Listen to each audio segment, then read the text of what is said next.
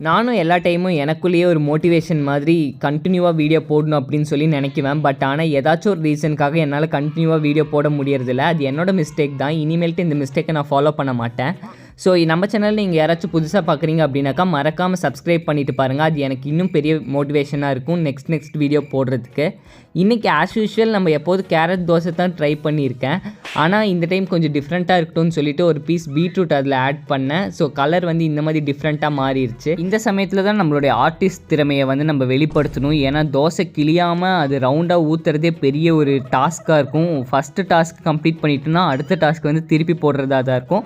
Meanwhile வந்து தக்காளி சட்னி பண்ணிடலாம் அப்படின்னு சொல்லிட்டு கொஞ்சம் ஸ்பைஸியாக பண்ண ஆரம்பிச்சிட்டேன். ஏன்னா கொஞ்சம் ஸ்பைஸியாக சாப்பிட்றது எனக்கு பிடிக்கும். உங்களுக்கு யாருக்காச்சும் இந்த ஸ்பைஸியாக தக்காளி தொக்கு சாப்பிட்றது பிடிக்குமா அப்படின்னு சொல்லி கீழே கமெண்ட் பண்ணுங்கள். அடுத்த டாஸ்க்குக்கு நம்ம வந்துட்டோம். Task completed. தோசையை நான் திருப்பி போட்டுட்டேன். இதை விட ஒரு பெரிய டாஸ்க்கே இருக்காது. பிகாஸ் அது கிளியாமல் திருப்பி போடுறதே பெரிய டாஸ்க்காக இருக்கும். ஃபைனலாக 2 தோசையை சாப்பிட்டு அப்படியே இந்த டே வந்து நான் ஃபுல்ஃபில் பண்ணிட்டேன். ஸோ உங்களுக்கு எப்படி டே போச்சு அப்படின்னு சொல்லி கீழே மறக்காமல் கமெண்ட் பண்ணுங்கள். அகெயின் நான் சொல்கிறது என்னென்னா மறக்காமல் நம்ம சேனலை சப்ஸ்கிரைப் பண்ணி பாருங்கள். அது வந்து எனக்கு அடுத்த வீடியோஸ் போடுறதுக்கு மோட்டிவேஷனாக இருக்கும். தேங்க்யூ ஃபார் வாட்சிங். பாய்.